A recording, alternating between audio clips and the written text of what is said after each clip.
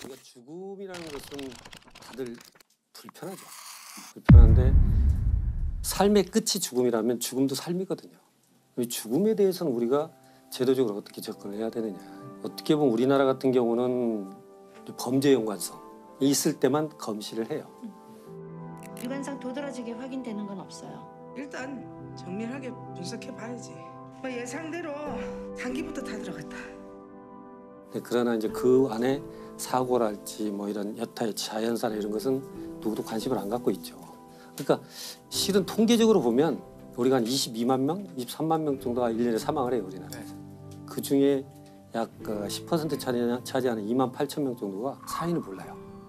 아, 그렇게 많아요. 그러니까 범죄란 뜻은 아니죠. 범죄는 아니고 전혀 검증을 거치지 않는 거죠. 아. 전혀 사인 미상이라 하더라도 장래 사망 등록이 되는 현실입니다.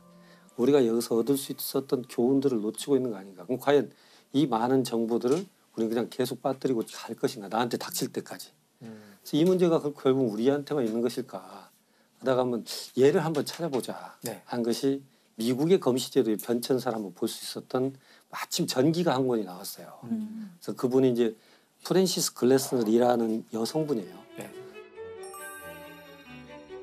이분은 미국 죽음에 관한 전체 시스템을 바꾸자라고 처음 얘기했던 분이고,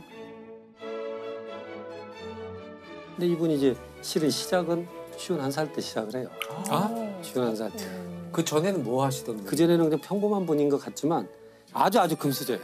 아주 금수저인데 굉장히 유복한 집에서 편안하게 이렇게 결혼을 해서 살던 분인데, 이분이 그 당시가 이제 1차 세계대전이 끝나고 2차 세계대전 사이에 이분이 주로 활동을 하시거든요. 게스트하우스 같은 걸 운영을 해가지고 집에 돌아가지 못하는 군 병사들 다 모아서 자기가 케어해주고, 전쟁 고아들 상대로 그 후원금 모금을 하기 위해서 연극 무대도, 나는 내가 가지고 있는 것 어느 것 하나도 내 노력으로 이루어진 것이 없다.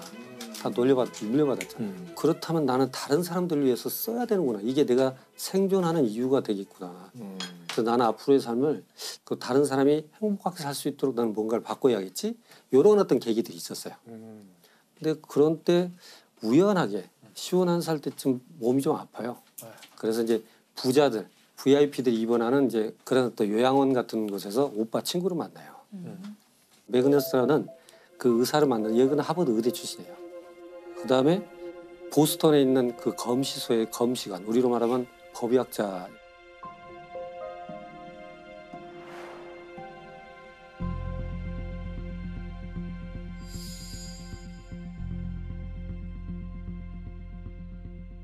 원래는 검시관이라는 제도는 코로너 그래요. 코로너가 이제 크라운, 왕관 있죠? 네. 크라운에 변형된 말이 코로너예요. 왕실에 귀속된 재산을 관리하는 사람이에요. 또는 누가 사망하거나 살인하면 임자 없는 재산을 왕실로 귀속시키기도 하고. 이제 영국에서는 그런 사람들이 판사 역할을 했죠. 검시 판사 역할을. 근데 미국으로 오니까 미국은 워낙 인적 인프라가 적잖아요. 그러니까 코로너 제도는 들어왔는데 임명할 사람이 없으니까 그냥 일반인을 임명을 해요. 그러니까 일반인이고 농부가 하기도 하고 장례업자가 하기도 하고. 근데 이 사람은 일반인이잖아요. 중요한 건 법적 권한을 갖고 있죠. 그러니까 이 사람들이 이 시신을 딱 보고 자기 마음대로 평가를 하고 자기가 또 임명한 위원회를 통해서 그냥 정리를 해버려요. 어떤 코로너들이 어린애 신생아, 아주 어린애가 사망한지 발견되니까 자기들끼리 심사를 하고 처리를 하고 돈을 수당을 돌려받고, 이 시신을 또 저쪽으로 옮겨요. 또 그래 거기서 자기들끼리 또 해서 돈을 받고. 저런. 그런 식으로 돈벌이로 아주 전락을 해서. 불과 100년 전에. 그렇죠. 예. 부패가 너무 심할 수밖에 없는 현실이에요. 그러니까 그런 일이 있어서 보스턴 지역에서는 검시관 사무실을 처음 만들었어요. 미국에서 최초로. 그 검시 사무실에 격리를 마치고 거기 있었던 거예요. 그래서 거기서 이런저런 대화를 해요. 그러다 보니까 죽음에 대해서, 억울한 사건들. 그러니까 보니까 아니 무슨 죽음에 대해서 이렇게 허술한 건가? 뭐 죽음이 무슨 장사인가? 이렇게 되면 앞으로는 어떻게 되지? 하고 문제의식을 가진 거예요. 그러니까 나도 한번 검시소를 데려가줘. 따라가서 이제 부검을 보고 인체를 보고 그 오빠가 하는 일을 보니까 야, 이건 참 의미 있는 일이다. 그런데 그 순간에 이 매그네스가 뭐라고 그러냐면, 자기는 부검을 하고 검시를 하면서 인간 장기의 아름다움에 매료됐었다. 그런 표현을 해요. 그러니까 그 인간 여기서부터 좀 이상해지는데? 그게 좀 기이할 수 있는데 네. 이 사람이 얘기하는 건 뭐냐면 무한히 계속적으로 살아 움직였던 장기가 어느 순간 멈춘 거잖아요. 네. 그게 하나의 물건처럼 보이는 것들이 어떻게 한 사람의 인격을 가지고 삶을 영위했었을까. 그걸 아름답다고 표현하는 게 그게 너무 강했던 거예요. 그 단어에 매료됐던 것 같아요.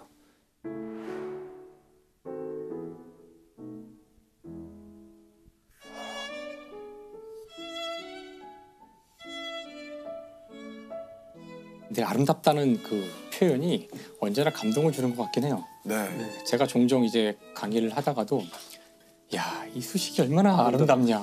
근데 이건 진짜로 하는 얘기거든요. 네. 그렇죠. 대칭성이나 더 이상 넣고 뺄 수 없다는 완결성 때문에 볼 때마다 아름답다는 생각이 드는데 이건 뭐 어떤 음악이 아름답다거나 어떤 그림이 멋있다 못해 아름답다거나 그 글도 단어 외에는 쓸 방법이 그렇죠. 그러니까 형용하기 사실 어려운. 네. 아까 좀 기이하게 들리긴 했지만 전 무슨 말인지는 알 것 그 같아요. 표현이 네. 주는 어떤 무게가 있어요. 네, 그런 것 같아요. 이 프랜시스가 그래서 자기가 봤던 그 장기의 아름다움에서 아름다움. 그림으로 그린 해부학책을 써요. 네. 거기에 이제 시를 옆에다 씁니다. 시까지 쓰셨어요. 그래서 시 이게 뭐냐면 인체 복부의 이제 장을 표현하는 거예요. 그건 이분이 그렇게 씁니다. 배를 열어보아라. 그러면 꼬아지고 비틀린 장이 보일 것이다. 벨벳처럼 부드러우면서도 부채살처럼 강하게 너를 지탱하고 있는 견고한 장관막을 보아라. 이런 표현이거든요. 그게 좀 어려울 수 있지만 사상 최초의 해부학 시네. 네, 새벽시죠. 이게 그 이제 뒤로도 어떤 없었을 것 같아요. 사행시처럼 만들어 놓은 거예요. 근데 이렇게 배를 열어보면 장만 막 꼬여 있어요. 장이 근데 서로 꼬이면 죽어요.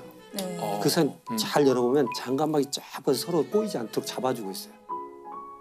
그러니까 제가 볼 때는 이 사회가 굉장히 혼잡스럽고 거칠고 야만스러워 보이더라도 우린 그 기간에 부드러우면서도 어떤 형태로 견고하게 버티는 규칙과 규범이 있다. 뭐 이렇게 은유적으로도 볼 수 있는 형태. 그러면 또 뭐 정강이뼈가 나와요. 정강이뼈, 종아리뼈 뼈 두 개 네. 있잖아요. 네. 하체. 너는 나의 기억과 추억과 나의 사랑을 들어올리고 있구나. 너가 없다면 나는 단순히 하나의 머리와 굴러다니는 발일 뿐이야. 라는 그런 표현을. 정말 사랑하신 것 같아요. 네, 네. 인체를. 사랑의 시를 장기에다가 바친 건데 네. 근데 그 시를 썼다는 것부터 딱 보면 저분은 삶, 죽음, 몸을 생각하는 방식이 남달랐던 것 같아요. 그렇죠. 예. 장기 하나하나를 따로따로 어떤 사랑의 대상처럼 네, 묘사하잖아요. 네, 네. 독특한 정신세계를 원래 이게 사실은 그 서양의 과학의 핵심이죠. 음. 그 환원주의라는 거잖아요. 네. 최대한 나눠봐서 쪼갤 수 없는 데까지 간 다음에 이거 하나를 딱 보면은 이건 이제 이해하기가 쉬우니까 인간은 수많은 장기와 부분된 이런 기관들의 조립이고 이제 그런 시각을 가진 사람이 사람을 해부해서 보면 각 장기들이 하나하나 다 사랑스럽고 아름답게 뷰티풀하게. 네. 보일 수도 있지 않을까. 근데 진짜 부검을 시작하시기도 하고 아니요. 그러셨나요? 이분이 이제 잘못 얘기되는 것이 법의학을 시작한 법의학자가 아니고 법률제도 이런 걸 전체를 바꾸려고 했던 사회 개혁자로 보면 돼요. 사회 개혁가. 죽음에 대한 부분은 내가 이 사회 제도를 바꿔야겠다. 그래서 생각한 것이 세 가지를 생각하는 거예요. 법률 바꿔야겠다. 교육제도를 개선해야겠다. 그다음에 경찰을 훈련시켜야겠다. 세 가지가 있어야만 죽음에 대한 한 사회의 나름대로 완결구조가 생기겠다라고 생각을 하죠.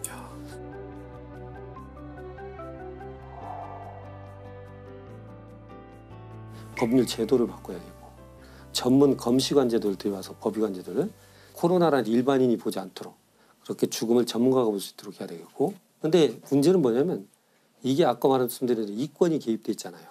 그러니까 그 코로나를 임명하는 것도 정치가예요. 정치가들은 이 질서가 그대로 좋아요. 자기들은. 자기 줄 수 있는 자리가 있으니까. 그래서 결국은 이권이 개입돼서 코로나 제도를 없애지는 못해요. 그런 것은 부패 이런 게 많잖아요. 플랜 B로 가져온 것은 뭐냐면 검시해야 될 대상을 정하자. 그럼 그 대상에 해당되면 수사기관이 결정할 게 아니고 당연히 검시를 하는 걸로 하자. 국가가 대신 검시해서 사실관계는 파악해야 될 필요가 있다. 이렇게 이제 바꾸는 거죠. 그래서 지금 우리가 말하는 게 CSI가 그런 데예요. 그 CSI 수사대는 그런 식으로 해서 시작된 거거든요. 제도는 내가 정치인들 만나서 어떻게든 바꿔보려고 노력을 하는데 교육 재료가 없는 거예요. 그러니까 결국은 프랜시스가 왜 그랬어? 그러면 어떻게 했으면 좋겠느냐 그랬더니 나의 자료를 가지고 이런 검시관 제도를 만들고 이 전문 법의관을 좀 많이 키워내는 걸 만들고 싶다. 교육을 거기에 하고 싶다. 함께 하겠다라고 이렇게 그렇죠. 네. 하게 된 네. 거군요. 그래서 돈이 많다고 그랬잖아요. 영향력도 있고. 본인이 해야겠다. 중요한. 그래서 네. 하버드 학장을 만나러 갑니다. 아, 하버드 학장을 만나러 가고 내가 돈을 이렇게 낼 때 지정기탁이죠. 이분의 강의실을 이렇게 만들고 이분의 사무실, 실험실, 도서관 이걸 만들어주면 내가 돈 얼마 내겠다. 그러니까 그 당시 돈으로 25만 달러니까 이야. 1929년 30년에 25만 달러면 엄청난 겁니다. 베그레스는 사망하고 그 뒤로 후임자를 병리 전문의 일을 가진 사람을 뽑아야 하버드에서 병리를 마치고 법의학 수련을 하려면 다시 수련 생활을 해야 되죠. 전문의가. 네. 월급이 적죠. 네. 이 보조의 월급을 주겠다. 음. 그래서 키워요. 근데 그 순순히 개인적으로 했었던 거예요. 그래 교육제도는 그렇게 사람도 고용하고 월급도 주고 다 해보는데 문제는 일선의 경찰관들이 문제예요.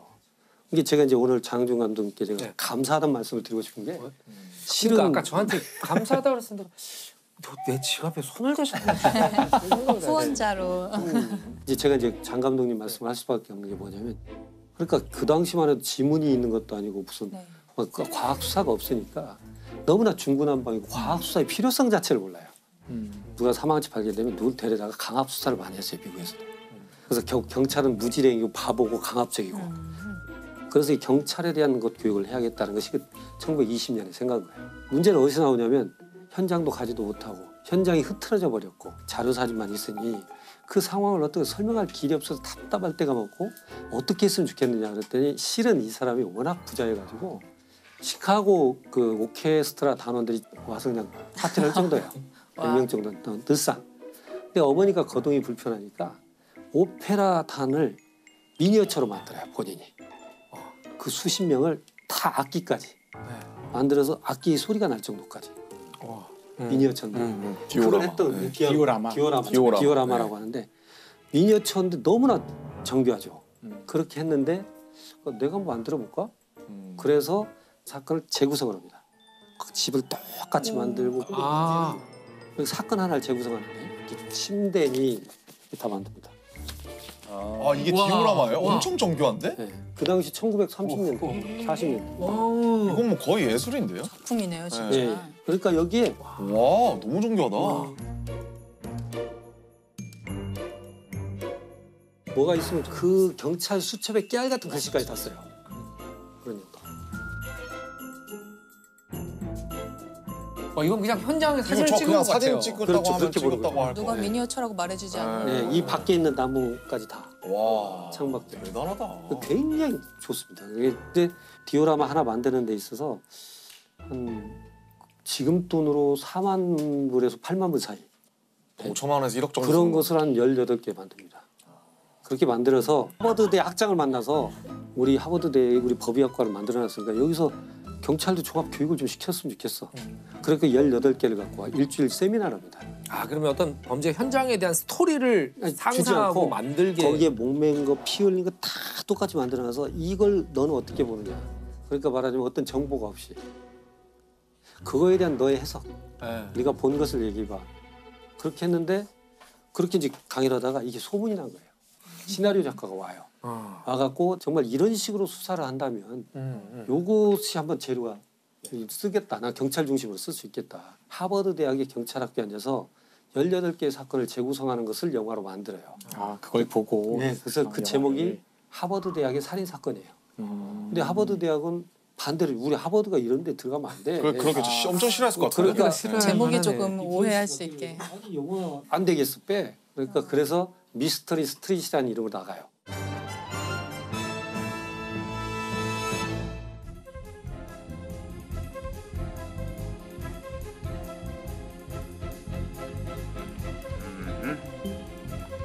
Length and width, all right, with less pronounced muscular attachments. 최초의 영화가 나가서 그게 아카데미 각본상 후보까지 올라가요. 미스터리. 그렇게 해서 이것이 동기가 돼서 그렇게 이어진 게 CSI예요. 수천 페이지짜리 논문을 발표하는 것보다 의협이나 변호사들만 놓고 수백 번의 강의를 하는 것보다 한 편의 영화가 대중의 인식을 높이는데 더 큰 효과를 발휘하더라. 한 편의 영화가 우리나라 같은 경우는 최초가 우리 사인이라는 드라마예요. 드디어 기다리던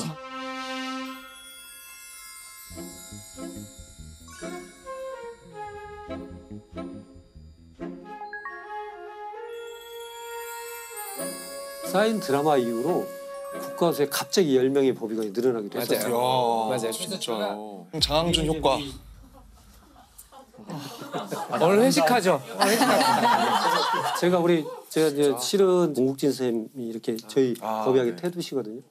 평생을 혼자 싸우셨거든요. 1955년부터 시작해서 지금까지 걸어서 책을 그 수만 60권 넘게 쓰시면 그 돈을 다 법의학회에다 내세요. 아이고.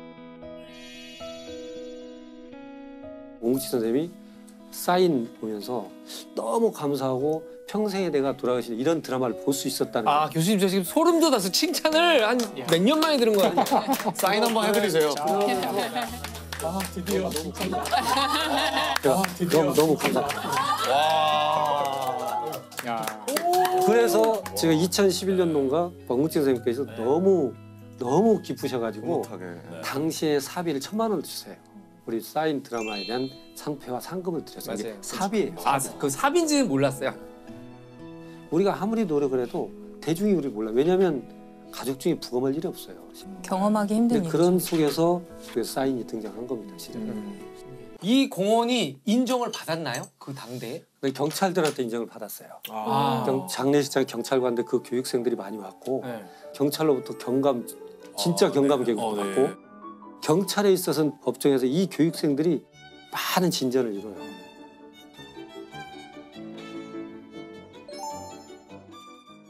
참 저 사람은 사람을 사랑하는구나.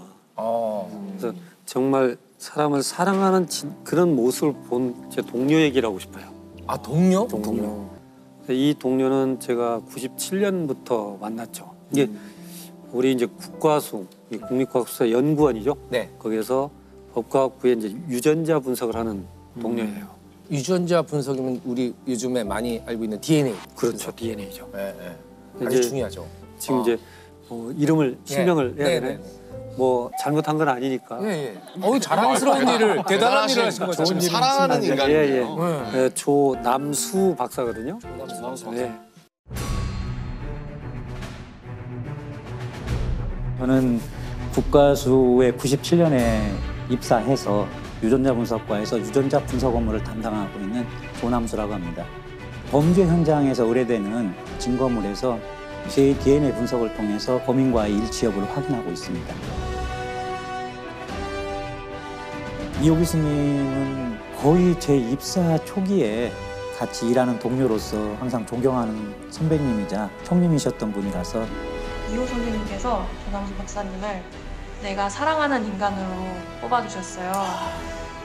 혹시 소재가 없어서 그러신 건 아닌가? 거기밖에 말씀 못 드리겠는데. 감사하긴 한데 제가 그럴 자격이 있는가라는 생각이 항상 들기 때문에 어떻게 얘기를 해야 될까요? 멋있는 어투가 잘 생각이 안 납니다. 아무튼 고마울 따름입니다. 네. 일에서 보여지는 그 사람의 직업 윤리가 또 그런 속에서 사랑을 느껴요, 저는. 그래서 어떻게 보면 지금 우리가 모든 것이 파편화되고 어떻게 되면 단순화되고 이런 것이 전문화된다고 그러잖아요. 전문화되는 것은 옆 경계선을 모르잖아요. 옆에서 무엇을 하는 것인지. 난 이 영역에만 할 거야. 이렇게만 하는 경향이 있지만 결국은 2차 세계대전 때 홀로코스트도 실은 이것이 어떻게 쓰이는지 모르게 독가스를 만든 화학자가 있고 인체 실험을 했던 의사가 있고 수용소에서 유대인을 그 샤워실에 집어넣은 사람만 있고 죽은 유대인에서 옷을 벗겼던 사람이 있고 그들은 자기가 무엇을 잘못하는지를 몰라요. 파편화됐기 때문에. 결국은 한나 아렌트가 얘기했던 대로 악의 평범성에서는 각자가 그 위치에서 생각을 멈췄기 때문에 악이다.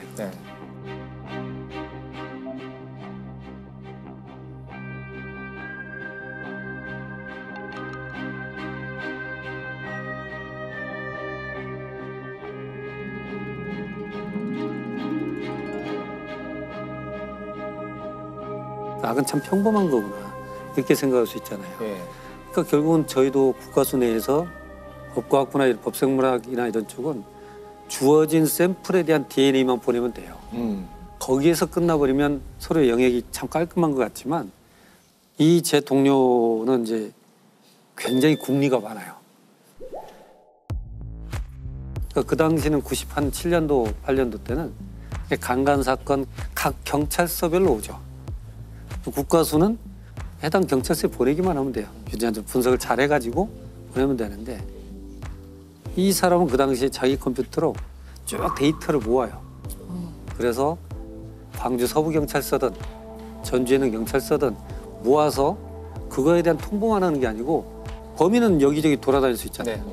여기에서도 있고 여기서도 있고 동일 범위입니다. 라고 스스로가 그 데이터베이스를 만들어요. 그러니까 경찰들도 공조 수사를 잘 못해요. 왜냐하면 그렇죠. 어떤 사건을 해결했을 때는 성과를 갖고 다투는 거고 못했을 때는 그거에 대한 어떤 책임을 져야 되기 때문에 서로 정보 공유를 잘 안 하는 경향이 있어요. 그러나 이제 범인이 예를 들자면 이쪽 경찰서에서 몇 건의 강간 사건이 있었다 치면 자기는 못 잡고 있는데 다른 경찰서에 있는 건하고 맞추지는 않거든요. 그러면 이제 이때 유전자 분석을 했던 이 사람은 연결을 하죠. 어떻게 보면 자기 영역에서 굳이 안 해도 될 일이지만 그러나 그것을 해야겠다라고 생각을 했고 많은 사건들을 풀었어요. 그러니까 저랑 처음 98년도 만날 때는 막 국가수 돌아서 15였어요. 한 6개월 정도 15생활 하잖아요, 공무원들은. 그 당시 광주 국가수는 굉장히 시골에 있었어요. 시골 분교. 폐교된 분교를 리모델링해서 쓰고 있어요. 그러니까 거기 있으면 완전한 문화생활이란 건 있을 수 없어요. 그냥 그 죽순 캐러 다니고 시간 나면 죽순이요? 왜냐면 뭐 할 수 있는 게 없으니까 죽순을 캐고 황소개구리를 잡고 황소개구리는 어떤 용도로 잡아서 드시는 거죠. 되나요? 잡아서 드시는 황소개구리 거죠. 그 당시에는 황소개구리가 심각한 문제였어요. 그렇죠. 네, 맞아요. 잡아서 드시는 황소개구리 거죠. 멸종시킨 건 우리예요. 국가수에서 할 일이 없으니까 삼지창 만들어서 황소개구리 잡아서 외래종을 척결하시고 외세를 척결하시고. 아니 근데 몇 마리나 드셨길래 전국의 황소개구리. 아니 일 때는 울지 않아요. 황소개구리. 멸종된 게 아니라 무서워서 조용히 하고 있을 거니까. 그러니까 그런 정도로 아주 시골이에요. 거기에서 이제 그렇게 데이터베이스를 스스로 해가지고 사건들을 풀었던 거죠. 그렇게 해서 승진해서 대전 국과수로 발령이 나요. 대전 국과수에서는 어떤 일이 여러 가지가 있었지만 청주에서 모 식당 여 종업원이 살해당한 사건이 있어요. 칼에 찔려 사망을 했는데 경찰은 단서가 없습니다. 지문도 없고. 근데 너무 단서가 없으니까 가서 이렇게 현장을 보다 보니까 아무것도 없는데 그대로 시간이 지났잖아요. 그러니까 좀 다 말라 비틀어져 있죠, 반찬이. 그중에 깍두기 하나가 베어먹은 자국이 있어요. 그 깍두기를 가지고 옵니다. 그래서 그 단면에서 DNA를 추출해요. 그러니까 이제는 뭔가 단서가 풀렸죠.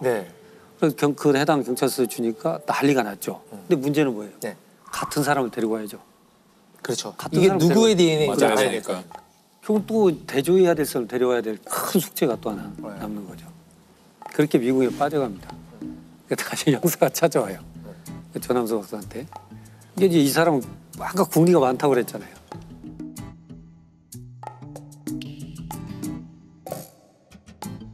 뭘 하고 있었냐면 우리가 이제 X 염색체가 있고 Y 염색체가 있잖아요.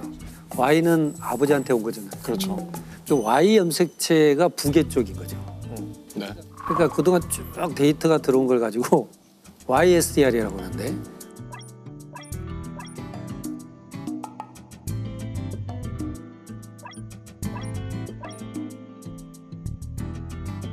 Y 염색체에서 독특한 성씨의 유전자를 찾고 있었어요. 그러니까 독특한 성씨의 YSDR에서 차이가 있을 수 있잖아요. 그걸 발표는 할 수 없어요, 공식적으로. 그러나 자기가 그건 정리하고 있었죠. 비공식적으로. 비공식적으로. 형사가 하도 단서가 없다고 그러니까 제 생각에는 요것은 H 성씨를 가진 이런 쪽 같은데 그런데 특히 국밥집 쪽에 그 범인이 사용했을 걸로 보이는 자전거가 있었어요. 그러니까 이 자전거를 타고 올 정도면 반경 얼마 안 떨어져 있어요. 그런 다음에 그 반경 내에 있던 약간 의심스러운 사람들이 있죠. 네네. 그리고 H성 중에. 그렇지. 예. 그러니까 그 용의선상에 올라온 사람들 중에 YSTR로 가서 그런 갖다 해보니까 딱 범인이 나와요. 그러니까 그 당시까지만 처음에요. 성 씨를 가지고 접근했던 것은 중요한 건 내가 지금 이걸 굳이 할 필요는 없지만 적어도 어떤 형태로든 이것이 쓰여져야 된다면 자료를 객관화시켜 모아본다는 거죠. 실은. 그래서 결론은 그렇게 해서 이제 범인을 잡아요. 네. 이게 전문 영역을 보면서 전문화는 깊게 들어갈 수도 있지만 이 일을 내가 왜 하고 있는가 하는 거죠. 결국은 사랑이라는 것은 우리가 서로가 동일한 시대를 살고 있고 동일한 고민을 갖고 있고 우리는 동일한 양심을 가지고 있고 하나의 사회를 형성하는 데 있어서 약속이 있잖아요. 네. 근데 그래서 나의 하는 일이 결국은 전체적인 윤곽 속에서 내가 봐야 되는 거예요. 그래야만 우리 공동체를 굳건히 지킬 수가 있는 거거든요. 그래서 저는 조남수라는 그 박사를 보면서 그런 생각을 해요. 이 사회의 안전망은 어디선가 거대한 거인이 맡고 있는 건 아니에요. 작은 사람들이 성실하게 맡고 있는 것일 수 있어요. 그들은 이 어떤 하나의 일로 태어난 게 아니고 공동체에서 자기 책임의식을 느끼는 공동체에 대한 사랑을 갖고 있는 사람들이다. 저는 그래서 인간에 대한 사랑이 있는 곳에서 전문가적인 영역의 사랑도 있는 것이 있을 수 있다. 가족의 이야기입니다. 가족의 이야기요? 네, 가족의 이야기예요. 로블링가의 이야기인데요. 이 시기는 1860년대 정도로 이제 올라갑니다. 뉴욕인데요. 당시에는 자동차 같은 게 거의 없던 시절이고요. 다 마차를 주로 타고 다니거나 아니면 배를 타고 다니던 그런 시절이에요. 뉴욕의 맨하탄이랑 브루클린이랑 사이에 강 이름이 이스트 강인데 이 브루클린에서 맨하탄 가려면 배를 꼭 타야만 하는 거예요. 배밖에 없었는데 여기가 사실은 강이라고 하기에는 조금 너무 커요. 너무 넓은 강, 네. 거의 한 폭이 한 1km 정도 되는 거의 큰 바다의 강이고요. 면에 있는 네, 곳이니까. 거의 바다로 가는 길이다 보니까 물살도 엄청 셌대요. 이 로블링이 어린 아들을 데리고 그 겨울에 그 강을 건넌 배를 탔는데 꽁꽁 얼어가지고 갇힌 거예요. 잠시 배가 나가지 못하고 강이 얼어붙으니까 거기 갇히는 사건을 한번 겪고서 이거 안 되겠다. 다리가 있으면 너무 좋겠다. 이러면서 여기다가 다리를 건설하려고 하는 거예요. 가족이요? 네, 가족이네요. 뭐 현 건설 가족일 수도 있고. 네, 그렇잖아요. 중공업을 가지고 있을 수도 있겠네요. 이 아버지 로블링이 존 로블링이라는 사람인데요. 이분은 다리를 건설하는 것에 대해서 몇 가지 특허 같은 걸 아마 가지고 계셨던 것 같아요. 그래서 당시에 좀 유명한 다리를 짓는 건설업자였어요.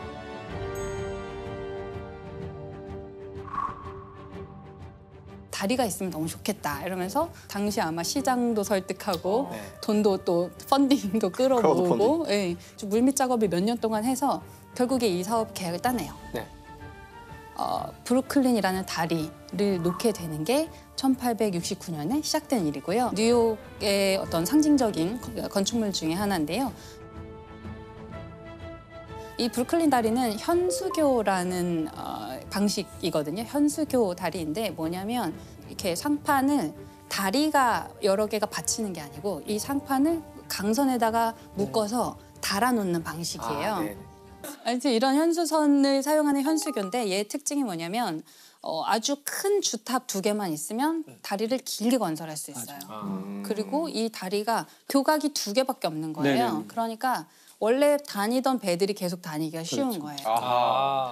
현수교는 이 상판의 높이를 굉장히 높대요. 그래서 큰 배도 지나갈 수 있고. 이게 금방 안 된 이유가 강철이 필요하거든요. 네, 맞아요. 예, 이 강선을 어떻게 만드냐면 일단 와이어를 이렇게 꼬아요. 그런 다음에 꼬은 와이어들을 또 다시 또 꼬아요. 꼬아요. 이거를 여러 번 해서 엄청나게 두꺼운 장력으로. 강선을 만들어서 쓰는 거거든요. 그러니까 당시에는 굉장히 획기적인 다리였겠죠. 그전에는 없던 재료, 그전에 없던 설계가 필요했던 것 같아요. 그래서 이분이 아주 오랫동안 공들여가지고 계약을 따내서 이제 측량을 하러 갑니다. 배를 타고 왔다 갔다 하면서 길이를 재고 측량을 하고 있었는데 이 선착장이랑 바지선 사이에 몸이 끼는 사고가 나요. 그래서 수술했는데 이제 파상풍에 걸려서 몇 주 안 돼서 바로 사망하게 됩니다. 엄청나게 큰 계약을 따내서 이제 막 꿈을 실현하려고 하는데 시작하지도 못하고 사망하신 거예요. 아이고. 그래서 이제 자연스럽게 아들 워싱턴 로블링이라는 사람이 이제 그 일을 이어서 하게 됩니다.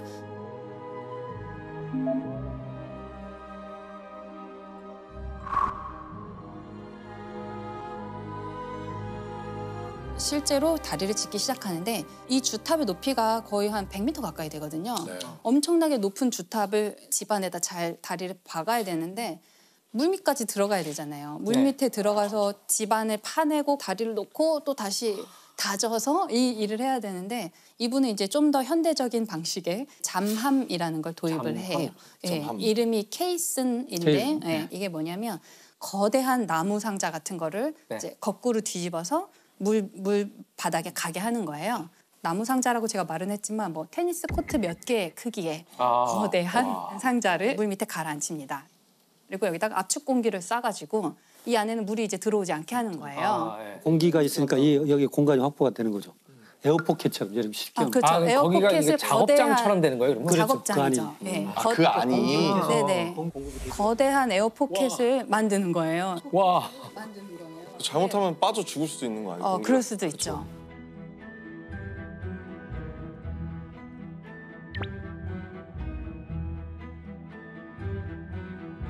이 사람이 이걸 배우려고 유학도 갔다 와요.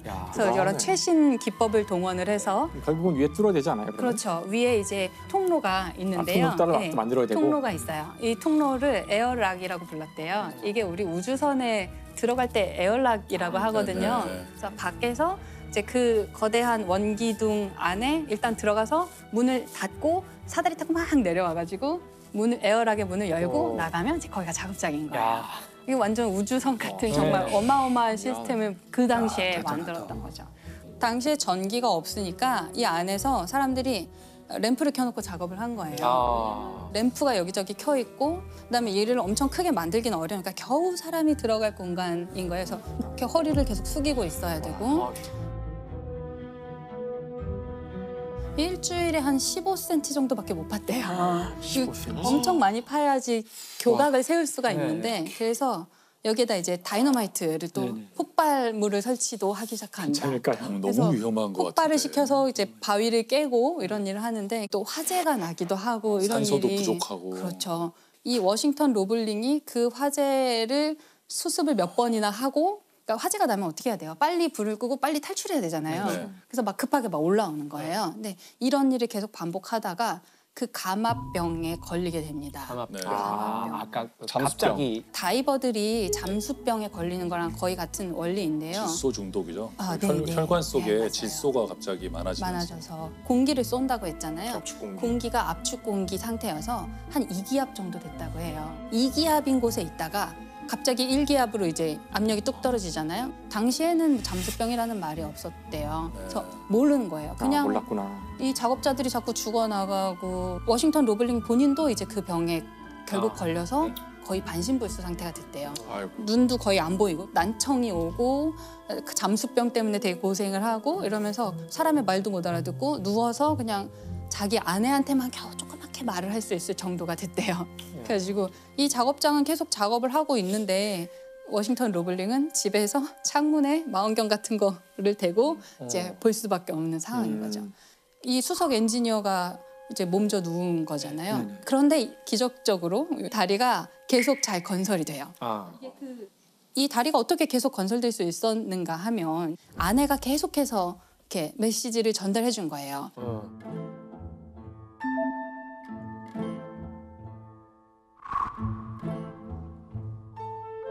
이거 지금 뭐 해야 된대, 여기 어떻게 해야 돼, 뭐 이런 걸 계속 한 거죠. 그리고 인부들도 잘 다독이고 구슬리고 뭐 정치인이나 이런 펀딩을 했던 어떤 사람들이 찾아오면 또 그 사람들 로비도 열심히 하고 이러면서 그 현장을 계속 지켜준 거예요. 처음에는 남편의 메시지였겠지만 나중에는 자기가 그걸 계속 다 공부를 해서 왜냐하면 유학도 사실 같이 갔었고 결혼한 상태로 갔고 자기도 계속 보고 배운 게 있었던 거예요. 이 일이 한 14년 정도 걸려서 공사가 완성이 됩니다. 왜 14년이나 걸렸냐면 물론 다리 자체도 엄청 크고 당시에 막 신기술을 도입하기도 했지만 사람들이 계속 의심하는 거예요. 야, 이거 다리 무너지지 않을까? 그랬겠네요. 되겠어? 네. 당시엔 너무 이상한 건축물이잖아요. 수석 엔지니어는 왜 안 보여? 니네 뭐 이상한 거 아니야? 조치는 사람들 비리 있는 거 아니야? 막 이러고. 그리고 시장이 바뀌고 이러면은 전 이거 왜 정권이 여기다 했던 자꾸 거. 돈을 이렇게 퍼붓냐. 보니까 뭐 강철로 뭐 이렇게 상판을 연결한다는데 말이 말도 되는 안 소리를 해라. 그래서 그리고 막 사람도 많이 죽었다면서 그렇죠. 그거 하다가. 그리고 사기도 당해요. 아까 그 강선을 얘기하셨잖아요. 이 강선이 당시에 이제 귀한 재료니까 납품업체가 좀 속인 거예요. 좀 품질이 미달되는 강선을 철근, 납품을 불량 했어요. 철근 같은 거구나. 그렇죠. 그래가지고 다시 주문해서 다시 하고 이러느라고 이제 14년이나 걸린 거예요. 사실은 이 워싱턴 로블링이 몸져 누운 거는 다리를 건설하기 시작하고 한 몇 년 안 됐어요. 2, 3년밖에 안 됐을 때였어요. 이미 그때 몸져 눕기 시작한 거예요. 그럼 거의 에밀리가 다 한 거네요. 그렇죠. 사실은 나머지 11년 동안은 반발이 엄청나게 많았을 것 같은데 무슨 뭐 너는 존 로블링도 아니고 워싱턴 로블링도 아닌데 무슨 아내인데 무슨 다리를 짓냐 이런 게 엄청 많았을 것 같아요. 당시는 뭐 여성한테 투표권도 없던 시절이에요. 그러니까 여성은 그냥 굉장히 배우는 것도 억압당하고 집에서 현모양처를 하는 게 최고의 미덕이던 시절이었고 여자가 건설 현장에 있다는 거는 상상도 할 수 없었던 시대래요. 그래서 아마 이 에밀리는 남편의 이름으로 좀 많은 걸 했던 것 같아요.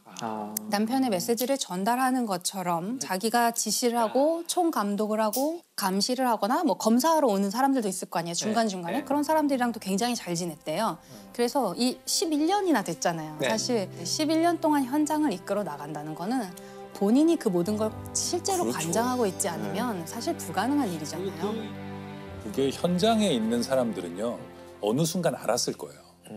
그런데 왜 그럴 때 있잖아요. 현장에 있는 사람들도 자기 인생이 거기 들어가 있는 경우가 많이 있거든요. 중간 관리자 이런 사람들이. 이 다리는 만들어져야 되는 거죠. 완성을 해야만 그런데 되죠. 보니까 워싱턴 로블리는 누워있고 부인이 와서 전화하는데 보니까 뭐 질문할 때도 대답도 잘하고 네, 본인이 다 대답을 하고 이러니까 어느 순간 뭐 이 사람이 그냥 해도 되겠다는 느낌, 사람을 믿고 가는 거죠. 이 현장은 돌아가야 되니까. 작가님 되게 정확히 보셨어요. 네. 실제로 그랬다고 하더라고요. 네. 어느 순간에는 거기서 일하는 사람들은 알았대요. 알았는데 이렇게 쉬쉬해 주는 거죠. 네. 그리고 하던데? 뭐 이런. 에밀리 로블링이 와서 자기한테 지시를 내릴 때 그것에 대해서 더 이상 의심하지 않고 이 지시대로 하면 된다는 경험을 너무 많이 쌓았기 때문에 결국 증명했구나.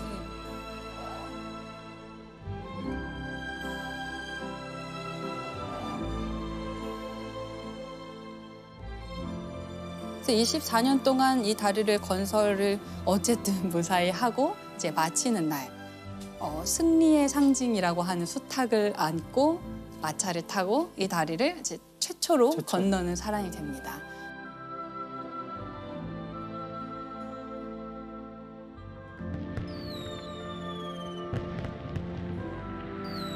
지금도 이 두 탑에 이제 명판에 이 로블링가의 이름이 새겨지는데요.